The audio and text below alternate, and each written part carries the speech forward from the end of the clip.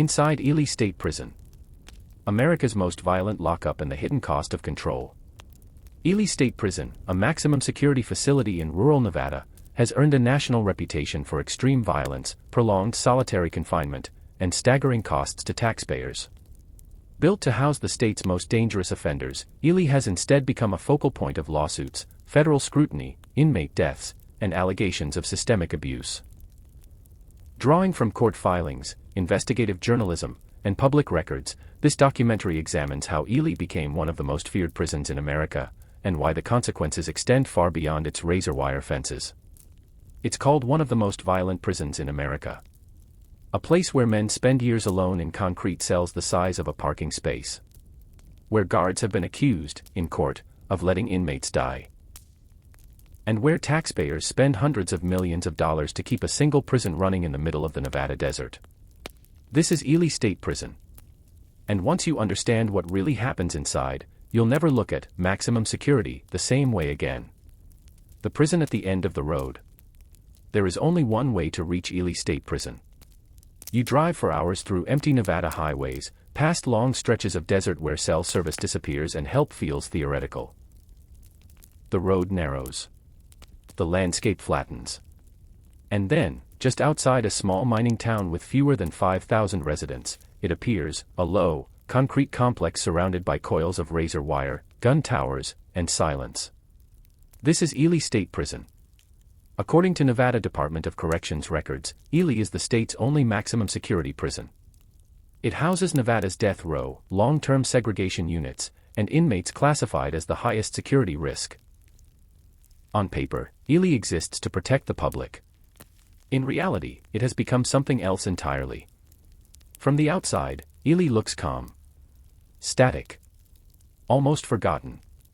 Inside, it is anything but. Court filings, investigative reports, and sworn testimony describe Ely as a place where violence is routine, mental illness is intensified, and control is enforced not just through walls and bars, but through isolation measured in years. This didn't happen overnight. To understand how Ely became infamous, you have to go back to why it was built, and where it was placed. A prison designed to be isolated. Ely State Prison opened in 1989, following a violent uprising at Nevada State Prison in Carson City that left multiple inmates dead. According to state records and legislative reports, Nevada needed a facility capable of housing its most dangerous prisoners under tighter control. The solution was isolation. Ely was constructed hundreds of miles from Las Vegas and Reno, intentionally distant from population centers, attorneys, media, and families. According to former corrections officials quoted in news investigations, the remoteness wasn't a flaw, it was a feature. Out of sight. Out of mind. From its earliest days, Ely was built around segregation. Its layout prioritized control units, administrative segregation, and later, long-term solitary confinement. The prison would eventually become home to some of the longest-held solitary confinement inmates in the United States. According to public records and civil rights lawsuits, some prisoners at Ely have spent more than a decade, and in some cases over 20 years, in near-total isolation. But long before national attention turned toward solitary confinement, Ely was already developing a reputation. Among inmates, it was known as a place you didn't leave. Among guards, it was considered a career-ending assignment, or a proving ground. Among lawyers and advocates, it would soon become a legal nightmare. Life inside the control units. Inside Ely, days are structured around silence. Inmates in segregation units are confined to their cells for approximately 23 hours a day, according to court filings. Cells are made of poured concrete, with a steel door, a narrow food slot, and a small window often described as frosted or partially obscured. Natural light is limited. Human contact is minimal. Showers, when permitted, are conducted in restraints. Recreation, if allowed, takes place in outdoor cages sometimes referred to as dog runs in legal testimony. This is not disciplinary segregation lasting days or weeks. This is indefinite confinement. According to multiple lawsuits filed against the Nevada Department of Corrections, inmates were often placed in long-term segregation for reasons that included alleged gang affiliation, disciplinary write-ups, or administrative decisions, sometimes without meaningful review. One federal lawsuit described Ely as operating a de facto Supermax, despite Nevada never officially labeling it as such. And the psychological toll has been devastating. Mental health experts, including those who testified in court, have repeatedly warned that prolonged isolation causes anxiety, hallucinations, paranoia, self-harm, and suicide, especially among inmates with pre-existing mental illness. At Ely, those warnings would prove prophetic. Deaths behind the walls. According to investigative reporting by outlets such as the Las Vegas Review-Journal and ProPublica, Ely State Prison has experienced a troubling number of inmate deaths, including suicides and deaths linked to medical neglect. Court records detail cases in which inmates reportedly deteriorated mentally over years of isolation, exhibiting behaviors such as smearing feces, screaming for hours, or engaging in repeated self-harm. In several lawsuits, families alleged that prison staff failed to intervene despite clear warning signs. One widely reported case involved an inmate who died after extended time in segregation, with allegations that mental health care was inadequate and warning signs were ignored. The state denied wrongdoing but ultimately paid settlements in some cases without admitting liability, according to public records. These were not isolated incidents. Federal judges reviewing conditions at Ely have repeatedly expressed concern. In rulings and orders, judges described conditions that were deeply troubling and raised constitutional questions under the Eighth Amendment, which prohibits cruel and unusual punishment. Yet Ely remained largely unchanged. The culture of force. Violence at Ely does not only occur inmate to inmate. According to court filings and investigative reports, staff use of force incidents at Ely have drawn particular scrutiny.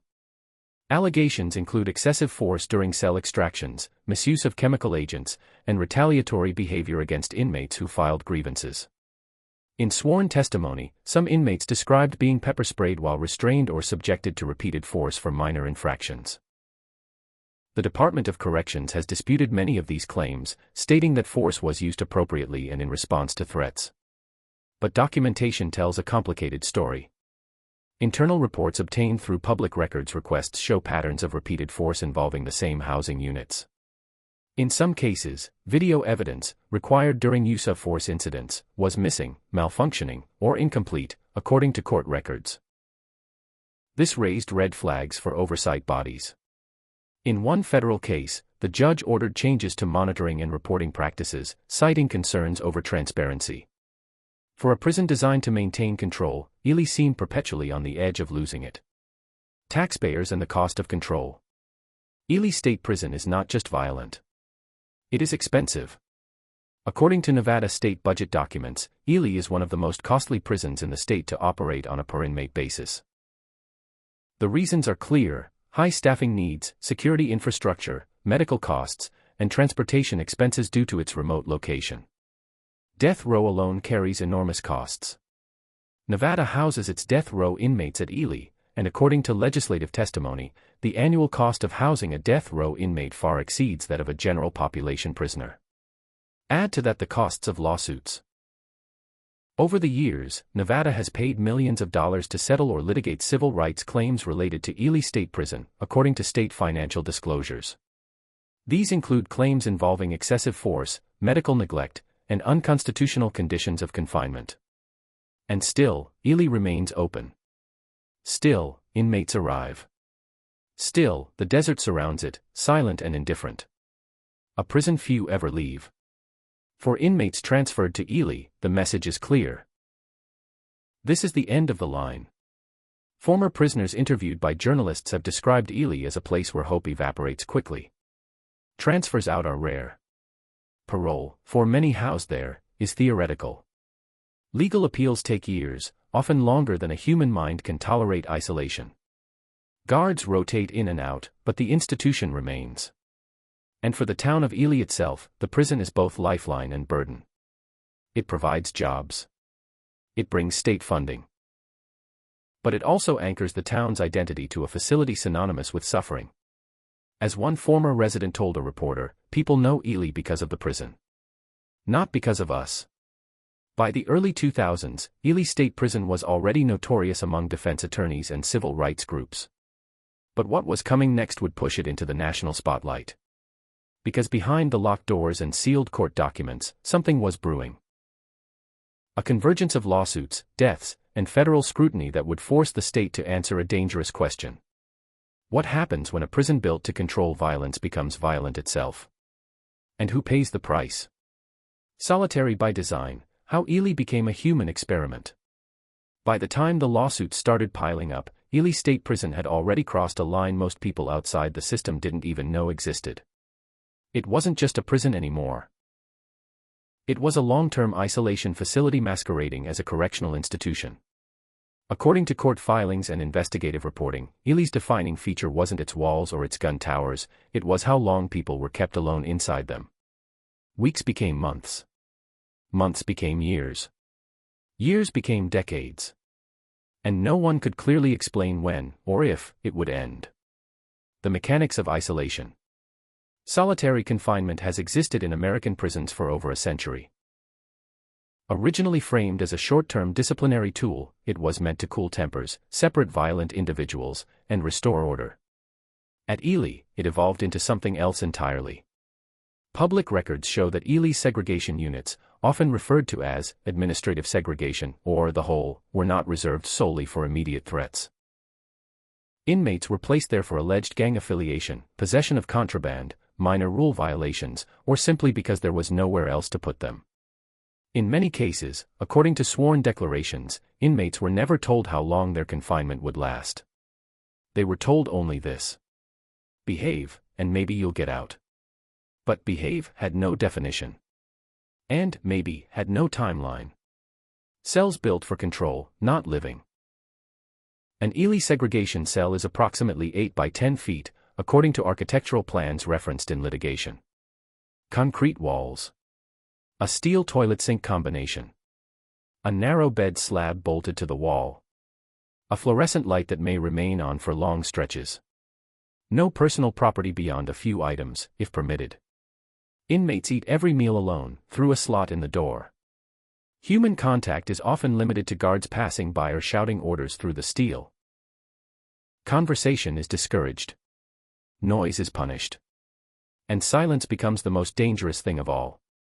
According to mental health experts who testified in court, the human brain is not designed to endure this environment indefinitely. Without social interaction, sensory variation, or meaningful stimulation, cognition begins to break down. At Ely, those breakdowns were documented. Mental illness meets isolation. Nevada's prison system, like many across the United States, holds a disproportionate number of inmates with mental illness. According to Department of Corrections data cited in lawsuits, a significant percentage of Ely's population has been diagnosed with conditions such as schizophrenia, bipolar disorder, severe depression, or PTSD. Despite this, mentally ill inmates were frequently housed in long-term segregation. This became a central issue in multiple federal cases. Attorneys argued, using medical records and expert testimony, that Ely effectively punished mental illness by isolating those least able to endure isolation. One federal judge noted in a ruling that inmates with serious mental illness were, especially vulnerable, to the psychological harms of segregation, yet were often kept there the longest. The state countered that Ely provided mental health services, including periodic evaluations and medication management. But court filings painted a different picture. Inmates described infrequent visits from mental health staff, conducted through cell doors, sometimes lasting only minutes. Requests for counseling were allegedly delayed or denied. Crises escalated before intervention occurred, if it occurred at all.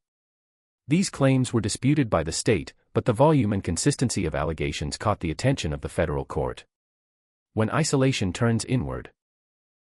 Over time, Ely began to record patterns that could no longer be ignored. Self-harm. Suicide attempts. Psychotic episodes.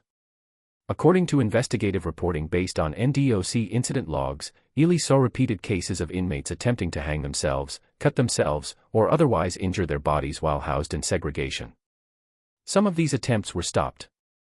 Others were not. In several wrongful death lawsuits, families alleged that inmates had expressed suicidal ideation for weeks or months before dying, claims supported by grievance forms, medical notes, and witness statements.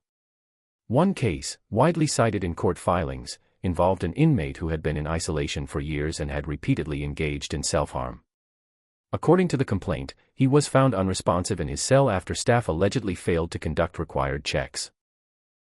The state denied negligence, but the case became part of a larger pattern, one that judges and journalists began to connect. Ely wasn't just isolating inmates.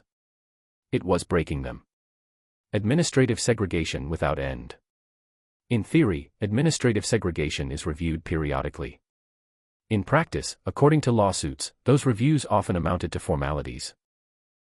Inmates described appearing before review committees via paperwork or brief encounters, with decisions that seemed predetermined.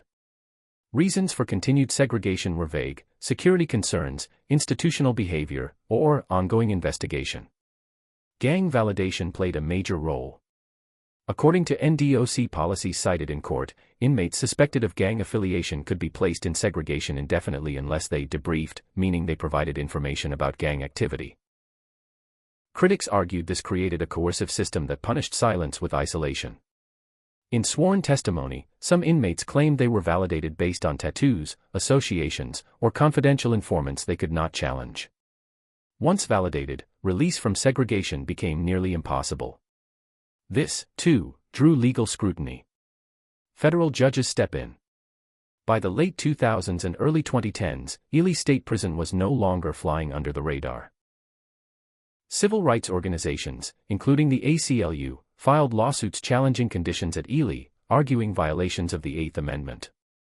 Federal judges reviewing these cases were confronted with thousands of pages of evidence, incident reports, medical records, deposition transcripts, and expert analyses. In one ruling, a judge described Ely's long-term isolation practices as deeply concerning and ordered reforms, including improved mental health evaluations and more meaningful review processes. But implementation was slow. According to subsequent filings, many reforms existed on paper but failed in practice. Monitoring systems lacked teeth. Accountability was inconsistent. And oversight remained limited. Ely continued to operate largely as it always had. The guards inside the pressure cooker. To understand Ely, you also have to understand the environment for staff. Correctional officers at Ely work in one of the most restrictive and stressful prison settings in the country. According to union statements and internal reports cited by journalists, staff shortages, mandatory overtime, and high-risk assignments are common. Burnout is inevitable. This doesn't excuse misconduct, but it helps explain how a culture of force can develop. In depositions, some officers described feeling constantly on edge, viewing every interaction as a potential threat. Inmates in segregation, deprived of normal outlets, often lash out verbally or physically. Force becomes normalized. Pepper spray becomes routine. Cell extractions become procedure. And over time, lines blur. In some lawsuits, inmates alleged retaliation after filing grievances, claims the state disputes. But internal NDOC emails and reports revealed concerns among supervisors about staff-inmate dynamics and escalation patterns. Ely wasn't just hard on inmates. It was corrosive to everyone inside. Video evidence that wasn't there. One of the most damaging revelations to emerge from Ely-related litigation involved missing or incomplete video footage. According to NDOC policy, use of force incidents are supposed to be recorded. Cameras protect both inmates and staff. But in multiple cases, footage was unavailable. Cameras malfunctioned. Recordings were lost. Or footage captured only part of the incident. Judges took note. In one ruling, the absence of video evidence was described as troubling, particularly given the seriousness of the allegations involved. Without footage, cases turned into credibility battles, inmate word versus officer word, and accountability became elusive. For a prison already operating in near-total isolation, this lack of transparency deepened mistrust. The myth of safety. Ely was built to contain violence. Ironically, it may have amplified it. According to criminologists and corrections experts cited in court, prolonged isolation increases aggression, not decreases it. Inmates released from segregation often return to general population with heightened anxiety, paranoia, and hostility. At Ely, transitions out of segregation were rare, but when they happened, incidents followed. Internal NDOC statistics showed spikes in assaults and use of force incidents involving inmates recently released from long-term isolation. The system designed to maintain order was feeding instability. And everyone inside knew it. The taxpayers' blind spot. While Ely's internal crisis unfolded, taxpayers remained largely unaware. Nevada's budget documents listed line items, not human costs. Operating Ely required millions annually, more than many other facilities, due to staffing ratios, medical expenses, and infrastructure. Lawsuits added millions more. Settlements were paid quietly. Reforms were promised quietly. And the prison continued quietly, far from cameras, far from oversight, far from public outrage. Until one case broke through. A case so disturbing, so well documented, that it forced Ely into the national spotlight. The case that changed everything. According to investigative reporting, a single lawsuit in the early 2010s became a turning point. The case centered on an inmate held in solitary confinement for an extraordinary length of time, more than a decade, with documented mental illness. Experts testified that the confinement had caused severe psychological harm. The judge agreed. In a scathing opinion, the court ruled that Ely's treatment of the inmate violated constitutional standards and ordered significant changes. The ruling cited not just one failure, but a system-wide pattern. For the first time, Ely was described not as an outlier, but as an example of what happens when isolation becomes policy. The ruling didn't shut Ely down. But it cracked the wall. A prison under watch. Following federal intervention, Ely was placed under increased scrutiny. Monitoring requirements expanded. Reporting obligations increased. Mental health services were reevaluated. On paper, progress was made. In reality, according to follow-up filings and news reports, change was uneven. Some inmates were moved out of segregation. Others remained. Some policies were rewritten. Others were ignored. Ely adapted, but it did not transform. By the end of this chapter in Ely's history, one thing was clear. This was no longer just about individual cases. It was about a system built on isolation, sustained by silence, and paid for by the public. A system whose consequences were measured not only in dollars, but in broken minds and lost lives. And what came next would reveal something even darker. Because behind the policies and court orders, a culture had formed. A culture of power. A culture of retaliation. And a culture that would soon be exposed in ways no one inside Ely could control. Power behind the walls, gangs, retaliation, and a culture of fear. Every prison runs on power. Not the kind written into policy manuals or printed in state statutes, but the kind that determines who eats, who sleeps, who survives, and who disappears into silence. At Ely State Prison, power is currency. And according to court filings, investigative journalism, and sworn testimony, it flows through three overlapping systems: inmate gangs, correctional authority, and retaliation, subtle, deniable, and devastating. This is where Ely stops being just a prison with harsh conditions.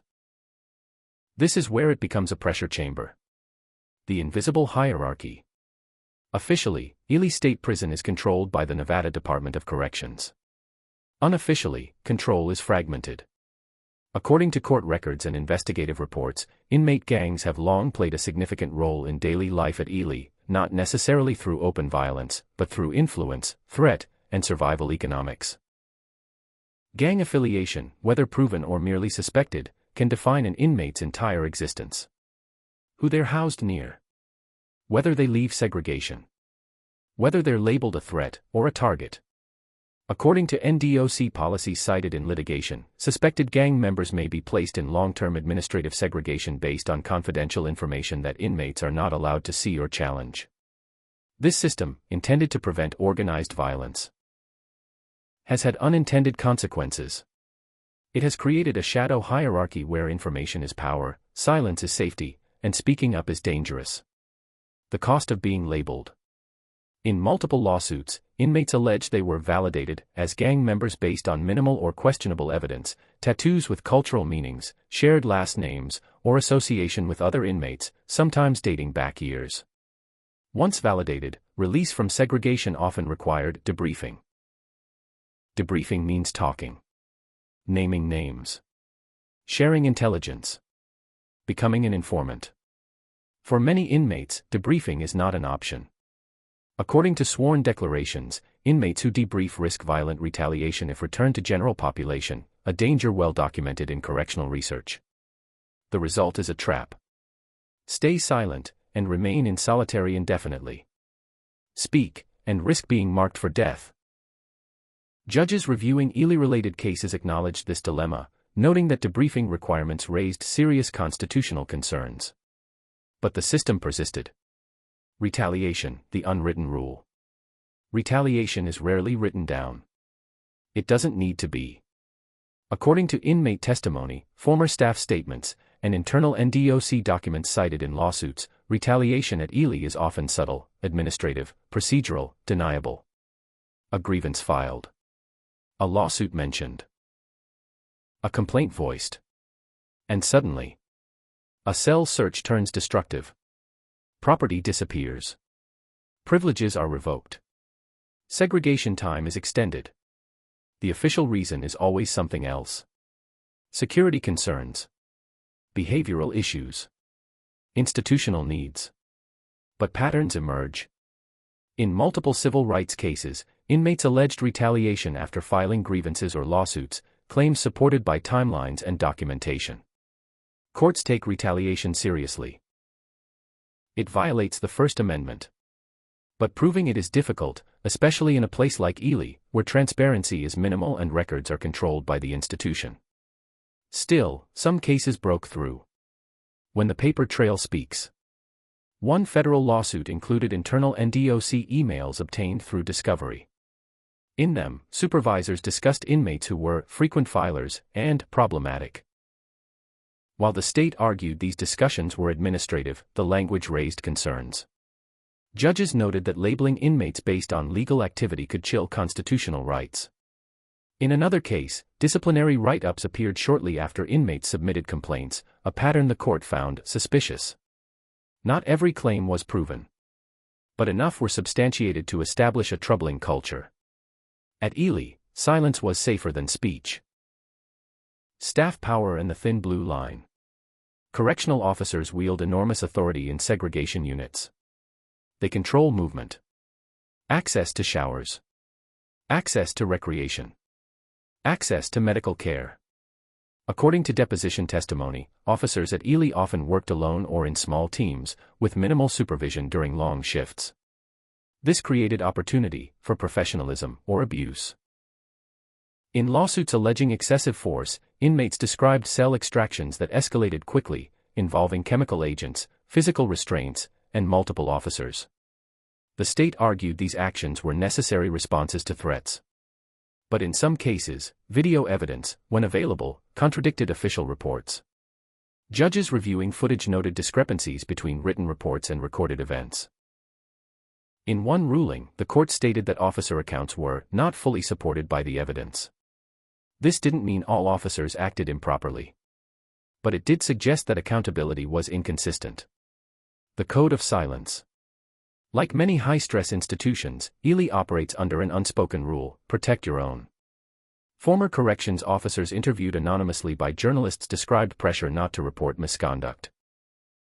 Pressure rooted in fear of retaliation, isolation, or career damage. Speaking out could mean being transferred to worse shifts, denied promotions, or ostracized by colleagues. This culture made reform difficult. Even when abuses occurred, they often stayed internal, buried in incident reports, redacted documents, and sealed settlements. And when oversight bodies asked questions, answers came slowly.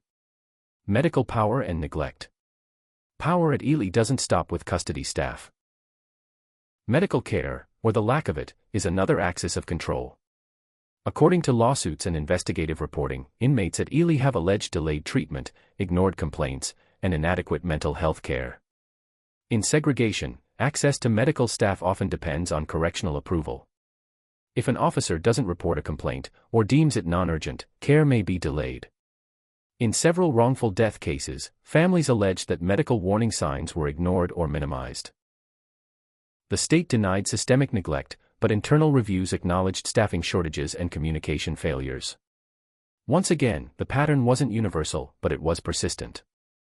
Violence between inmates. Despite long-term isolation, violence still occurs at Ely. When inmates are moved to showers, medical appointments, or limited recreation, encounters can turn deadly. According to NDOC incident reports cited in news coverage, Ely has experienced stabbings, assaults, and fatal attacks, even within a maximum security setting. In some cases, inmates were housed near known enemies. In others, classification errors played a role. Each incident triggered internal investigations.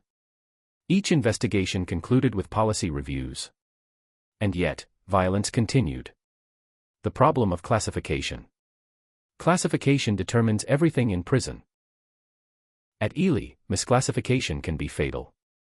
According to expert testimony in lawsuits, Ely's classification system has struggled with outdated information, over-reliance on confidential sources, and limited opportunities for inmates to challenge decisions. An inmate labeled high risk may remain in segregation indefinitely, even if their behavior improves. An inmate labeled low risk may be placed in dangerous proximity to others. The margin for error is thin.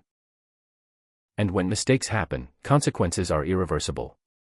Federal scrutiny intensifies. As cases accumulated, federal oversight increased. Judges ordered audits. Monitors were appointed. Reports were filed. Some improvements were noted: expanded mental health staffing, revised use of force policies, increased training. But deeper cultural issues remained. Oversight can mandate policy. It cannot mandate trust. The town that depends on the prison. Outside the walls, Ely State Prison dominates the local economy. It is one of the largest employers in White Pine County. This creates a complicated dynamic. Criticism of the prison can feel like criticism of the town itself. Local officials often defend Ely, citing job creation and economic stability. Families depend on those paychecks. This makes accountability politically sensitive. Shutting down Ely, or even radically reforming it, would ripple through the community. And so, change comes slowly. When violence becomes routine. Perhaps the most disturbing aspect of Ely's history is normalization. When violence becomes routine, it stops being shocking. Staff expect it. Inmates endure it. Administrators manage it. And the public remains unaware. This normalization is reflected in language found in reports: incident, event, use of force. Clinical terms for human suffering. Over time, the extraordinary becomes ordinary. And that's when the system becomes most dangerous. A breaking point approaches. By the mid-2010s, Ely State Prison was under more scrutiny than ever before. Yet the fundamental structure remained unchanged. Isolation was still the default. Retaliation was still alleged. Violence was still present. And then came a series of events, deaths, reports, and revelations, that would push Ely beyond legal debate and into moral reckoning. Events that forced a question no court order could fully answer. What happens when a prison's internal culture becomes so entrenched that reform threatens its very identity? And what happens to the people trapped inside while the system decides?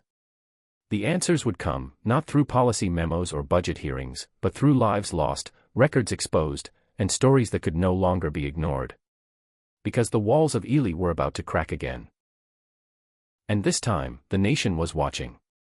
Deaths, lawsuits, and federal reckoning. By the time Ely State Prison entered its fourth decade of operation, the question was no longer whether something was wrong. The question was how much damage had already been done, and how much more the system could absorb before it collapsed under its own weight. Because by this point, Ely wasn't just facing criticism. It was facing consequences. Bodies. Court orders. Settlements. And a growing federal record that painted a picture Nevada could no longer dismiss as exaggeration or isolated failure. When death becomes evidence. In prison systems across the United States, deaths happen. But at Ely, according to court filings and investigative reporting, the circumstances surrounding certain deaths raised alarms that refused to fade. Suicides in segregation. Deaths following prolonged isolation. Medical emergencies allegedly ignored until it was too late. Each death triggered an internal investigation. Each investigation produced a report. And over time, those reports began to look disturbingly similar. According to lawsuits filed by families, warning signs were often present: repeated mental health complaints, self-harm incidents, erratic behavior, written grievances. And yet, intervention came late, or not at all. One federal case described an inmate who had been held in solitary confinement for years, had a documented history of mental illness, and had repeatedly attempted self-harm. According to the complaint, staff were aware of the risk. He died anyway. The state denied wrongdoing. But the pattern remained. The legal floodgates open. As these cases accumulated, Ely became one of the most litigated prisons in Nevada. Civil rights attorneys filed suits under 42 U.S.C. Section 1983, alleging violations of the Eighth Amendment's prohibition against cruel and unusual punishment and the First Amendment's protection against retaliation. The claims were not vague. They were detailed. They cited dates, times, officer names, medical records, surveillance gaps, and policy failures. And they forced Ely into discovery, the legal process where documents must be turned over, under oath, under penalty of perjury. This is where the story deepened. What discovery revealed? Through discovery, attorneys obtained thousands of pages of internal NDOC documents. Incident logs. Use of force reports. Mental health notes. Emails between supervisors. What emerged was not a single smoking gun, but a mosaic. A system where isolation was prolonged without clear exit criteria. Where mentally ill inmates cycled through segregation repeatedly. Where staff shortages were chronic. Where training was inconsistent. Where oversight existed largely on paper. In one case, experts testified that Ely's segregation practices were structurally incapable of protecting mentally ill inmates from harm. That testimony would echo through future rulings. Judges lose patience. Federal judges are cautious by design. They defer to prison administrators on matters of security. They avoid micromanaging institutions they do not run. But Ely tested those limits. In several rulings, judges used unusually strong language. They described conditions as alarming. They expressed grave concern. They warned of ongoing constitutional violations. In one order, a judge stated that the state's arguments were unpersuasive given the volume of evidence presented. This was no longer a debate about philosophy. It was about compliance. The cost of settlements. Many Ely-related cases never went to trial. They settled. Quietly. Without admissions of wrongdoing. But settlements leave a paper trail. According to Nevada public records and legislative budget hearings, the state paid millions of dollars over the years resolving lawsuits connected to Ely State Prison. Each settlement represented a calculation.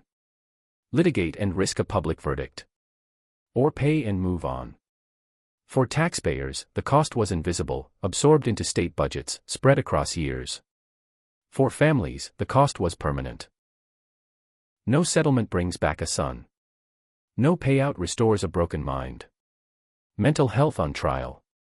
One of the most damaging aspects of Ely's litigation history centered on mental health care. Plaintiffs alleged that Ely failed to provide constitutionally adequate mental health treatment, particularly for inmates in segregation. Expert witnesses, psychiatrists, psychologists, corrections specialists, testified that prolonged isolation exacerbates mental illness and increases suicide risk. They pointed to Ely's own records as evidence. Missed appointments. Short evaluations conducted through cell doors. Medication changes without follow-up. The state argued that resources were limited, staffing was difficult in rural Nevada, and improvements were underway. Judges acknowledged constraints but rejected excuses. Constitutional rights do not depend on geography. The role of oversight. As litigation intensified, oversight mechanisms expanded. Federal courts ordered monitoring. Special masters reviewed policies. Independent experts conducted site visits. Reports were issued. Some noted progress, revised policies, increased mental health staffing, reduced lengths of segregation for certain inmates. Others noted persistent problems, inconsistent implementation, staff resistance, cultural inertia. Oversight can mandate compliance. It cannot force belief. And at Ely, belief was in short supply. Use of force under the microscope. Another focal point of litigation involved use of force. Plaintiffs alleged excessive force during cell extractions, often involving chemical agents, restraints, and multiple officers. Video footage, when it existed, became critical. In some cases, judges reviewed footage and found discrepancies between what was reported and what was shown. In others, footage was missing entirely. The absence of video raised serious questions. Was it technical failure, negligence, or something else? The state maintained that equipment issues were to blame. Judges remained skeptical. A system that resists change. Despite court orders, Ely did not transform overnight. Policies were updated. Training sessions were held. But lawsuits continued. In follow-up filings, plaintiffs argued that reforms were superficial, that the underlying culture remained unchanged. Segregation was still widely used. Mentally ill inmates were still isolated. Retaliation was still alleged. The system complied just enough to survive, but not enough to heal. Families demand answers. Outside the courtroom, families of deceased inmates began speaking publicly. They described phone calls that never came. Letters that went unanswered. Promises that were never kept. Some families learned of their loved one's death through official notifications. Others heard through rumors. In interviews with journalists, families described navigating a maze of bureaucracy to obtain records that arrived heavily redacted. Transparency was not the system's strength. The public begins to notice. For years, Ely remained largely unknown outside Nevada. But investigative journalism changed that. Long-form articles detailed life inside the prison. National outlets picked up the story. Civil rights organizations cited Ely as an example of extreme isolation. The narrative shifted. Ely was no longer just Nevada's problem. It was America's. Legislative pressure builds. As public awareness grew, legislators began asking questions. Why was Ely so expensive? Why were lawsuits so frequent? Why were mentally ill inmates held in long-term isolation? Hearings were held. Officials testified. Reforms were promised. But structural change was slow. Closing Ely was never seriously considered. Too many jobs depended on it. Too much infrastructure had been built around it. The state doubled down, attempting reform without dismantling the core. The human cost of delay. While debates continued, inmates remained inside. Some improved. Others deteriorated. According to court filings, some inmates spent years waiting for mental health placement that never came. Others were released from segregation only after legal intervention. Time inside Ely is not neutral. It changes people. Sometimes permanently. A federal warning shot. In one particularly significant ruling, a federal judge warned that continued noncompliance could result in more drastic intervention. The message was clear. Fix this, or the court will. That threat hung over Ely like a storm cloud. Administrators knew it. Staff felt it. Inmates lived it. Ely at a crossroads. By the end of this chapter in Ely's history, the prison stood at a crossroads. One path led to meaningful reform, reduced isolation, expanded mental health care, cultural change. The other led to continued litigation, escalating costs, and deeper human suffering. Which path would be taken was not yet clear. But the stakes were no longer abstract. They were measured in lives. And in the next chapter, the focus shifts forward. To what Ely is today, what has changed, what hasn't, and what its future says about the American prison system as a whole. Because Ely is not an anomaly. It is a warning. And the cost of ignoring that warning is paid by everyone. The prison that wouldn't disappear, Ely's legacy and the future of American punishment. Ely State Prison was never supposed to be famous. It was built to be forgotten. A remote facility in the high desert, far from cities, cameras, and political pressure. A place where Nevada could send the people it feared most, and then stop thinking about them. For decades, that strategy worked. Until it didn't. By the time federal judges, investigative reporters, civil rights attorneys, and lawmakers all converged on Ely, the prison had already shaped, and damaged, thousands of lives. And the question facing Nevada was no longer whether Ely had failed. It was whether the system that created Ely was willing to learn from it. What changed, and what didn't? In the years following heightened federal scrutiny, Nevada officials pointed to reforms. According to public statements and court filings, the Department of Corrections revised its segregation policies, increased mental health staffing, and implemented new review procedures for inmates held in isolation. On paper, the changes looked significant. Limits were placed on how long certain inmates could remain in solitary confinement. Mental health evaluations were scheduled more frequently. Use of force reporting requirements were expanded. But court monitors and advocates noted a familiar pattern. Implementation lagged behind intention. Policies existed, but enforcement varied. Training occurred, but turnover remained high. Oversight improved, but culture resisted. Ely adjusted. It did not reinvent itself. The reality inside today.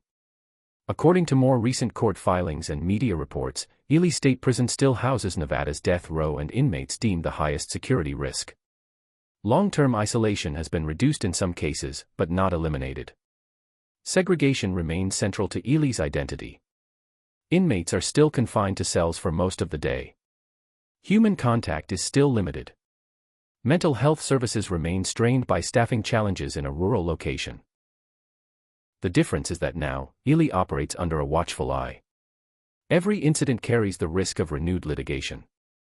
Every death triggers scrutiny. Every use of force report is a potential exhibit. Ely is no longer invisible. But visibility does not automatically bring transformation. The death row question. Ely's role as Nevada's death row facility places it at the center of a larger national debate. Executions in Nevada have been stalled for years due to legal challenges, drug shortages, and procedural failures. As a result, death row inmates spend decades at Ely, often in conditions resembling permanent isolation. According to court records and investigative reporting, death row inmates at Ely are typically housed in single cells with minimal out-of-cell time, regardless of behavior. This raises a fundamental question. If execution is delayed indefinitely, does death row become a life sentence in solitary confinement? Federal courts have not fully resolved this issue. But Ely remains a testing ground. The taxpayers' reckoning. Ely State Prison is expensive. According to Nevada budget documents, it consistently ranks among the most costly facilities per inmate. Security infrastructure. Staffing ratios. Medical care. Litigation expenses. The price of control is high. And yet, closing Ely has never gained serious political traction. The prison is a major employer in White Pine County. Hundreds of families depend on it. Local economies are built around it. This creates a moral paradox. A system criticized for human rights violations also provides economic stability to a rural community. Reform threatens livelihoods. Inaction threatens lives. The staff perspective. It is easy to frame Ely as a place of villains and victims. Reality is more complicated. Correctional officers at Ely work in one of the most difficult environments in American corrections. According to union statements and internal reports, staff face chronic understaffing, mandatory overtime, and constant exposure to violence and trauma. Burnout is common. PTSD is underreported. Turnover is high. Some officers joined with idealism, believing they could maintain order humanely. Others learned to survive by hardening themselves. This does not excuse abuse. But it explains how systems deteriorate. When institutions prioritize control over care, everyone inside pays a psychological price. The inmates who leave. Most people sent to Ely eventually leave. Some are transferred to other facilities. Some are released. Some die inside. For those who survive long-term isolation, re-entry is brutal. According to expert testimony cited in court, inmates released from prolonged solitary confinement often struggle with basic social interaction. Crowds trigger panic. Eye contact feels threatening. Silence becomes overwhelming. Some return to prison quickly, not because they are inherently dangerous, but because they are damaged. Ely does not just punish crime. It reshapes people, often in ways that make reintegration harder.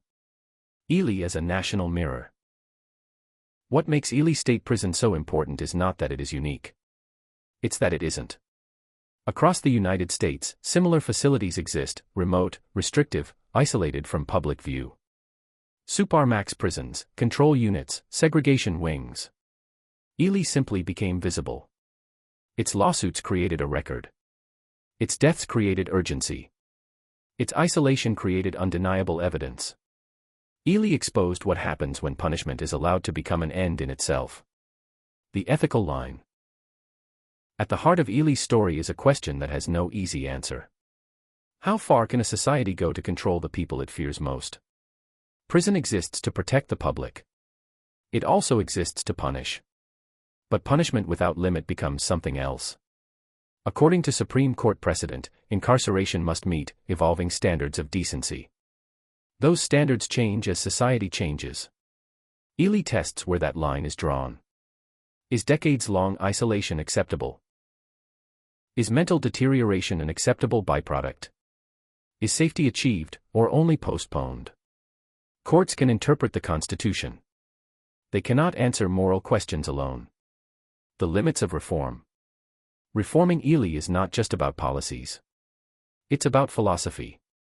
As long as isolation is viewed as the default solution to risk, Ely's core will remain unchanged. Real reform would require alternatives to long-term solitary confinement, robust mental health treatment, meaningful review processes with real exit paths, transparency that allows the public to see inside. These changes are expensive. They are politically risky. And they challenge deeply held beliefs about punishment. Why Ely still matters. Ely State Prison is not trending on social media. It is not a headline factory.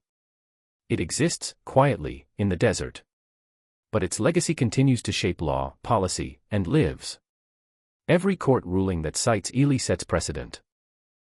Every lawsuit that settles reinforces accountability. Every reform attempt becomes a case study. Ely is a warning written in concrete and razor wire. The people we don't see. It is easy to forget the people inside Ely. They are defined by their crimes. Reduced to numbers. Hidden behind walls. Some committed horrific acts. Some committed lesser ones and ended up trapped in a system that escalated punishment beyond reason. The Constitution does not distinguish between them. Rights do not disappear at the prison gate. That principle is what placed Ely under scrutiny. And it is what keeps it there. The future of Ely. Ely State Prison is still open. It may remain open for decades. Or it may eventually be replaced, restructured, or repurposed. What happens next depends on choices being made now, quietly, in legislative hearings, budget committees, and courtrooms. The danger is complacency. When attention fades, systems revert. Ely became infamous because people finally looked. The question is whether they will keep looking. The final cost. Ely's cost cannot be measured only in dollars. It is measured in years spent alone. Minds fractured by silence. Families left with unanswered questions. Communities dependent on confinement. It is measured in what society is willing to accept in its name. Because Ely State Prison did exactly what it was designed to do. It controlled. The problem is what that control became. A closing truth. Ely is not a monster. It is a mirror. It reflects a system that believed isolation equals safety, silence equals order, and distance equals accountability. The lawsuits forced that mirror into the light. What we see now is uncomfortable. And impossible to unsee. Because the story of Ely State Prison is not just about one facility in Nevada. It is about how power operates when no one is watching. And whether justice can survive behind walls built to hide it. When the gates of Ely State Prison close, the sound doesn't echo. It dies. Steel meets steel, and the desert swallows it whole. No crowds. No protests. No sirens in the distance. Just wind, dust, and a facility designed to make people disappear. That silence is not accidental. Ely was built to be quiet, geographically, politically, morally. A prison so far removed from public life that what happened inside could feel abstract. Manageable. Someone else's problem. But silence has a cost. Because silence is what allowed men to spend decades alone in concrete cells the size of a bathroom. Silence is what allowed mental illness to be treated as a discipline problem. Silence is what turned isolation into routine, force into policy, and suffering into paperwork. And silence is what taxpayers unknowingly paid for. This story isn't comfortable, and it isn't supposed to be. True crime isn't just about violence in the streets or crimes caught on camera. Sometimes the most unsettling stories unfold slowly, behind locked doors, under fluorescent lights, in places where time itself feels suspended. Ely State Prison isn't famous because of one riot, one massacre, or one headline-grabbing case. It's infamous because of accumulation. Years stacked on top of years. Grievances stacked on top of grievances. Bodies stacked on top of court filings. A system that didn't explode, it eroded. And erosion is harder to notice. Easier to excuse. More dangerous in the long run. Because while Ely sits in the Nevada desert, its story reaches far beyond it. It raises questions every society has to answer, whether it wants to or not. What do we do with the people we fear the most? Do we punish to protect, or punish to disappear? And at what point does control stop being justice? There are people who will hear this story and say, they committed crimes. They deserve it. Some of the men inside Ely committed horrific acts. That's not in dispute. But the measure of a justice system isn't how it treats the best among us. It's how it treats the worst. That's not a slogan. It's a legal principle. One written into the Constitution, tested in courtrooms, and paid for, again and again, by taxpayers. Because Ely wasn't just a human cost. It was a financial one. Millions spent on lawsuits. Millions spent on settlements. Millions spent maintaining a system that courts repeatedly warned was broken. And yet, Ely still stands. Not because it works perfectly, but because dismantling it would force harder conversations. About alternatives to isolation. About mental health and punishment. About rural economies built around incarceration. About whether maximum security has become a shortcut instead of a solution. Ely exists because it is easier to keep a system running than to reimagine it. And that's the most unsettling part. Because Ely isn't unique. There are other facilities like it across the United States. Different names. Different deserts. Same logic. Same silence. Ely just happened to leave a paper trail. Court filings. Judicial opinions. Investigative reports. Documents that refuse to stay buried. Those documents tell us something important. This wasn't an accident. It wasn't a few bad actors. It wasn't one tragic case. It was a design choice, reinforced over time. A belief that isolation equals safety. That distance equals accountability. That suffering behind walls doesn't count if the public never sees it. But walls don't erase responsibility. They delay it. And eventually, responsibility shows up. In courtrooms, in budgets, in headlines, and in lives that can't be restored. So what do we do with this story? We don't sensationalize it. We don't forget it. And we don't pretend it couldn't happen again. Because Ely is a reminder of what happens when systems operate without sustained oversight, when punishment becomes an end instead of a means, and when silence becomes policy. If there's one takeaway from this documentary, it's this. Prisons are not separate from society. They are funded by it. Authorized by it. And morally defined by it. What happens inside places like Ely isn't hidden from us. It's delegated. And delegation doesn't remove responsibility. It just spreads it thinner. Ely State Prison still stands in the Nevada desert tonight. Lights on. Cells locked. Time moving slowly for the people inside. Whether its future looks different depends on something simple and rare. Attention. Because systems like Ely don't change when they're attacked. They change when they're watched. And now, you've seen it. This story is a dramatized adaptation inspired by real events. Some names, places, and details have been changed for privacy. And if this documentary made you uncomfortable, that's the point. Because the most dangerous prisons aren't the ones everyone talks about. They're the ones we stop paying attention to. When a documentary like this ends, there's a temptation to close the tab, move on, and file it away as something dark but distant. A prison in the desert. A system that feels abstract. A problem that belongs to someone else. That reaction is understandable. It's also exactly how places like Ely survive. Because Ely doesn't rely on secrecy alone. It relies on fatigue. On the idea that outrage burns fast, that attention fades, and that eventually the questions stop coming. Court cases settle. Headlines move on.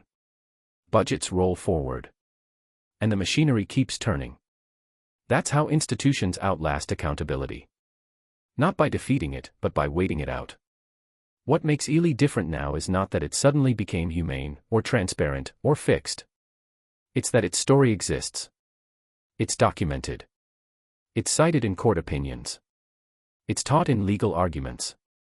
It's referenced in reform debates across the country. Ely has become a case study. Not just in corrections, but in what happens when systems are allowed to prioritize control over care for too long. And case studies don't disappear. They linger. They resurface when lawmakers debate solitary confinement. They resurface when judges consider Eighth Amendment claims. They resurface when taxpayers ask why prisons cost so much and deliver so little rehabilitation. Ely is now part of that record, whether Nevada likes it or not. But there's another layer to this story that rarely gets discussed. The psychological distance. Most people will never see the inside of a segregation cell. Never experience the disorientation of fluorescent lights that never turn off. Never understand what it feels like to measure time by meal slots and footsteps in a hallway. And because of that distance, it becomes easy to talk about prisons only in extremes. Good versus evil. Guards versus inmates. Order versus chaos. Reality doesn't work that way. Ely shows what happens in the gray space, where policies written to maintain safety quietly become instruments of harm, and where people on all sides adapt to conditions they never fully chose.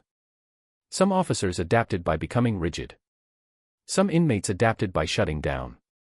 Some administrators adapted by minimizing risk instead of reducing harm. Adaptation kept the system functioning. It didn't make it just. And justice delayed, inside a prison. Is justice denied in ways that don't show up on crime statistics? There's also a hard truth most documentaries avoid saying out loud. If Ely closed tomorrow, something would replace it. Because the underlying demand, for a place to send the people society fears, wouldn't disappear. It would just shift location. That's why Ely matters. It forces a deeper question than, is this prison bad? It asks, why do we keep building places like this in the first place? Why does isolation feel like the safest answer? Why is mental illness still managed with concrete and steel? Why do we accept decades-long confinement without meaningful human contact as normal? Those questions don't belong only to Nevada. They belong to every system that believes security and humanity are mutually exclusive. Ely's lawsuits didn't just challenge practices. They challenged assumptions. And assumptions are harder to dismantle than buildings. Because buildings can be torn down. Beliefs take generations. That's why change at Ely has been incremental, uneven, and fragile. Not because people don't care, but because caring requires sustained effort, political courage, and a willingness to confront uncomfortable trade-offs. More mental health care costs money. Less isolation requires staffing and training. Transparency invites criticism. And criticism is uncomfortable for institutions built on authority. But discomfort is not harm. What happened inside Ely was. As this story fades into the background noise of the internet, remember this. The people inside Ely don't get to move on. Time doesn't speed up for them. Headlines don't distract them. Algorithms don't carry them to the next story. They wake up in the same cells. Under the same lights. Inside the same system, whether it has improved or not. That doesn't mean every inmate is innocent. It means every inmate is human. And human systems should be judged by how they handle power, especially when that power is absolute. Ely State Prison showed what happens when power operates with minimal visibility and maximum justification. It showed how easy it is to let safety excuse suffering. And it showed how difficult it is to unwind damage once it's normalized. This documentary doesn't ask you to sympathize blindly. It asks you to pay attention. Because attention is the one thing systems like Ely cannot endure indefinitely. Attention leads to questions. Questions lead to records. Records lead to accountability.